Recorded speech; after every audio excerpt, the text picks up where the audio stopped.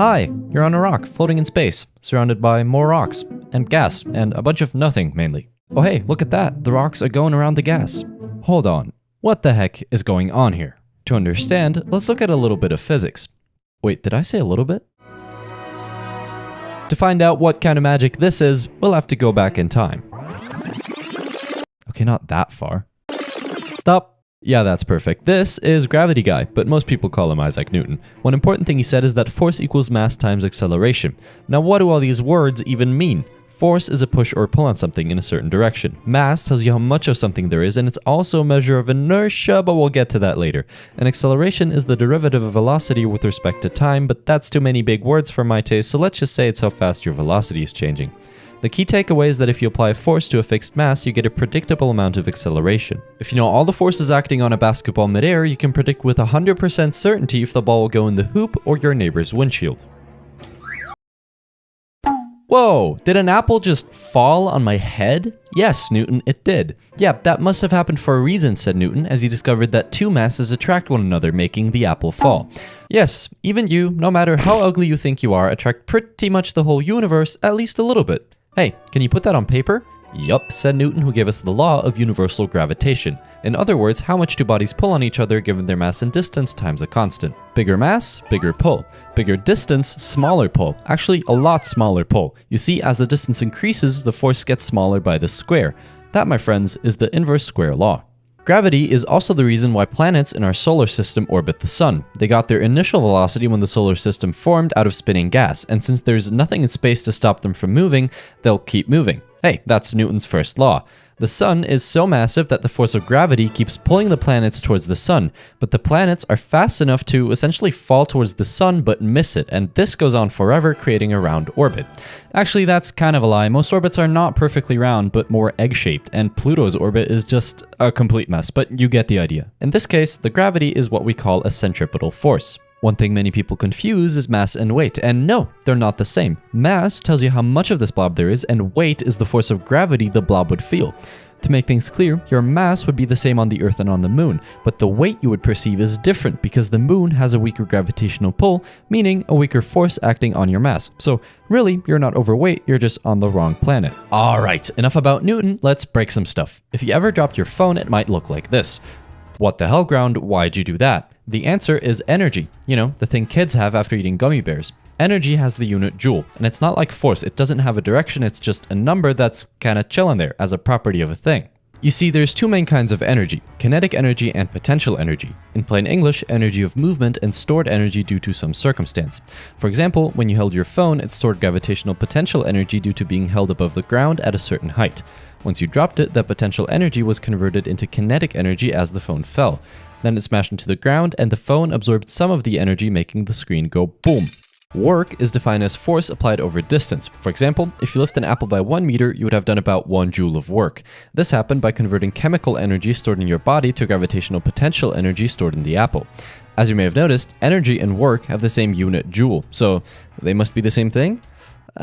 No, energy is the total amount of work that a thing could possibly do, and work is just the stuff that actually happened and required energy. If you try to lift a weight that's too heavy for you, you'd feel like that took a bunch of work, right? Well, yes, but your feelings are invalid in the face of physics. Mathematically, no work has been done, because work is force applied over distance, and since you didn't move the weight at all, no distance means no work.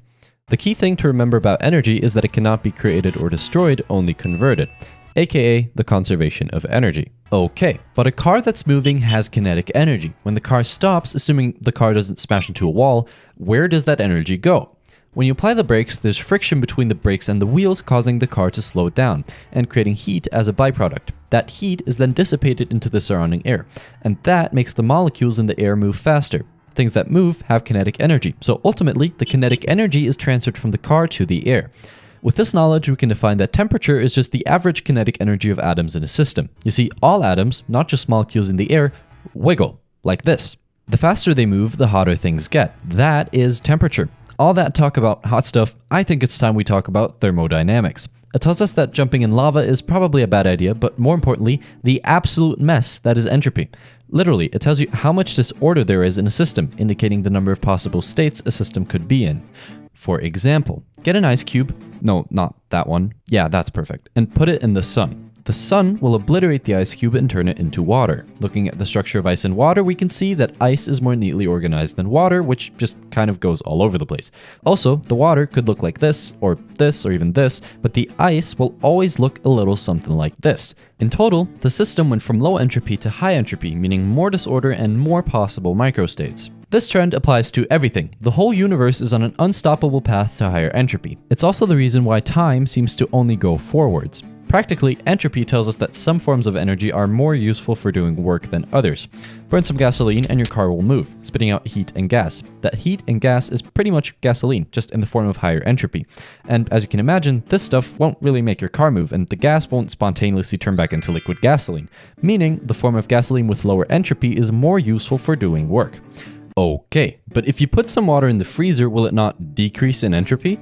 Yes, but the fridge is not an isolated system and will heat up the room more than it will cool down the water, increasing the total entropy. Want to see some magic? Whoa, what just happened? Some electrons apparently moved through some wires and let there be light. What is going on here? Objects have a fancy something called a charge. It can be positive or negative, or if you have the same amount of both, an object is neutral. Electrons have a single negative charge. The flow of electrons is called electric current. To describe it, we use three parameters: current, voltage, and resistance. Current is the amount of electrons passing through a wire in a given amount of time. Voltage is what pushes the electrons to move, but simply put, it's a difference in electric potential, so you can imagine it as a slope that goes from high potential to low potential, where the flow of current goes downhill. And resistance is pretty self-explanatory. This is Coulomb's law. Wait a minute, this is just Newton's law of gravitation in disguise. This tells us that electric charges attract each other in a similar way masses do. Opposites want to cuddle, while like charges literally couldn't think of a more disgusting thing than to be with one another. These four equations explain pretty much all of electromagnetism, but don't be scared just because they look scary. I mean, yeah, they do, but it's simpler than it seems at first. The first one states that if there is an electric charge, there will be an electric field, or this big E, emerging from it. Add another and you have an electrostatic field. These lines tell us in which direction a charged particle would feel a force at any given point. The second one tells us the same for magnetic fields, and even though electric charges are cool and can be alone, magnetic poles are not. They're very lonely, and there will always be a north pole together with a south pole, and a single pole can never be alone. Okay, now here's where things get kinda freaky. You know how electric charges only act on other charges and magnets only affect other magnets? Well, that's only true if they're not moving. The third and fourth Maxwell equations tell us that a moving magnet creates an electric field and a moving charge or electric field creates a magnetic field. One consequence of this is that current can seemingly come out of nowhere by moving a magnet next to a conductor. The moving magnet creates an electric field which makes the electrons inside the conductor go crazy. That is called induction. In other words, electric and magnetic fields are so tightly linked that they are two parts of the same bigger thing. Let's say we have a charge. Since it doesn't move, it has a static electric field. If we accelerate the charge, there will be a magnetic field around it. That magnetic field interacts with the electric field, which again changes the magnetic field, and this is a sort of chain reaction that makes the electromagnetic field radiate outwards into space as an electromagnetic wave. Depending on the frequency, the human eye can actually see this. It's called light, but most of the spectrum is invisible to the human eye and is used for things such as Bluetooth, wireless charging, and confusing human apes into thinking magic is real. Hey, can we go back to the water and look at those molecules? Yeah, those. What are they made of? The molecules are made of atoms. Atoms are made of a core and some electrons. The core is made of protons and neutrons, both of which are made of quarks. They're strange yet charming from up top down to the bottom. Oh yeah, there's some more stuff, like for example the overweight brothers of the electron. All of this together makes up the Standard Model, which we believe to be the smallest things in the universe. At least that's the excuse we have for not knowing what quarks are made of. Fun fact, depending on the number of protons in the core, you get different elements. Depending on the number of neutrons in the core, you get different isotopes of the same element, most of which are a little overweight and very unstable, so they fall apart into smaller atoms. That releases ionizing radiation. Not so fun fact, that stuff will kill you. If you have a large group of atoms, you can predict when half of those will have fallen apart. That's the half-life. Depending on how unstable an isotope is, it will survive a certain amount of time. Some don't want to live, some really don't want to live, but some will live far longer than you probably will. Oh yeah, did I mention that light is like the fastest thing in the universe? To be exact, 299,792,458 meters per second in a vacuum. That is pretty fast, said everyone. Also, light is a wave, said everyone. Why? If you shoot it through two teeny tiny slits, it creates a fancy pattern due to interference, which is just a wave thing. You see, when two waves cross, they can add up or cancel each other out. These gaps are the spots where they cancel each other out. So in this case, light behaves like a wave. Nah, screw that. Everything you know is wrong, said Albert Einstein, probably smoking crack after hearing about the photoelectric effect and discovering that light comes in tiny packets called photons. I sure hope that doesn't unravel a whole new area of physics. Anyway, he said, as he continued to casually drop an absolute bomb on the entire field of physics with his theory of relativity. He assumed the speed of light is constant because it arises from two other constants. He also assumed the laws of physics are the same for everyone, regardless if moving or at rest. Now think about it. If two people turn on a flashlight but one person is standing still while the other person is on a moving train, wouldn't the person standing still see the other person's light as going faster than the speed of light? The reality is, no, it would be the same as their own flashlight. That's impossible, except if time passes slower for that person from the perspective of this person. In other words, if the speed of light is constant, time must be relative. Also, gravity is not actually a force, sorry Newton, but rather a consequence of masses bending space-time. Einstein thought the universe is a mesh of space and time, and anything with a mass bends this fabric. Also, all objects move freely on a straight line when moving through space. Gravitation is simply the result of objects following these bent lines which appear straight to them. If you have a hard time understanding this, you can imagine two people on Earth walking in parallel straight lines. Now imagine one standing on the east coast and one on the west coast of the US. If they both walk north, eventually they'll meet at the North Pole.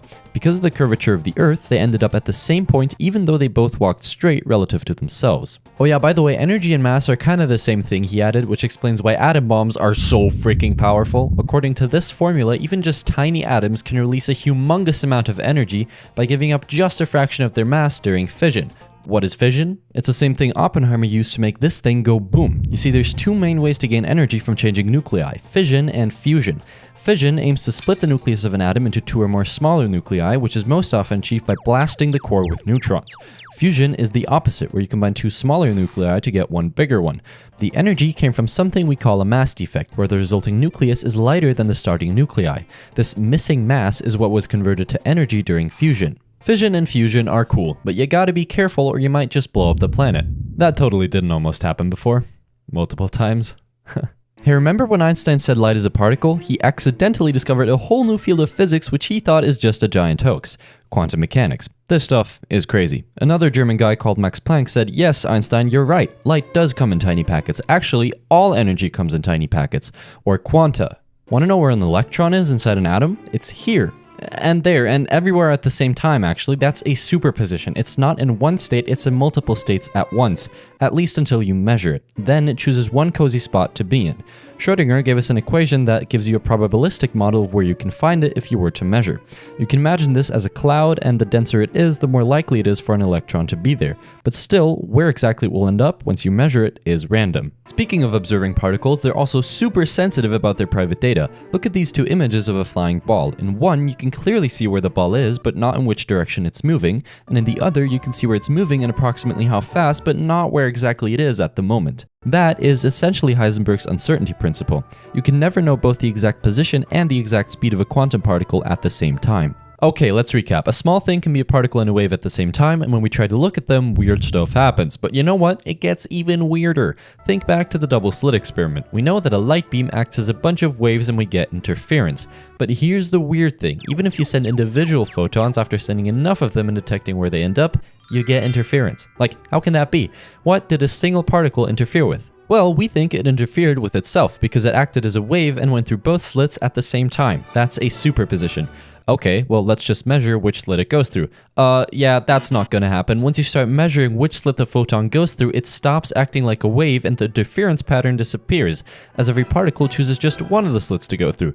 Sounds kinda suspicious to me. Anyways, all this knowledge is going to cost you one subscribe and a thumbs up. Thank you very much. And you can decide if maybe you'd want to tip with a comment, perhaps?